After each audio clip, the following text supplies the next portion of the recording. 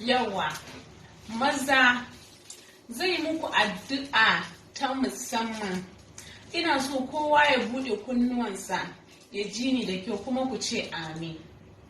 Maza masu mata guda ɗaya, Ubangiji Allah ya bude muku hanyar samuwa gabas da yamma, kudu da arewa ta hanyar alheri. Sannan ku samu ku karo ku yi guda hudu kamar yadda manzo Allah sallallahu alaihi wasallam ya ce a yi.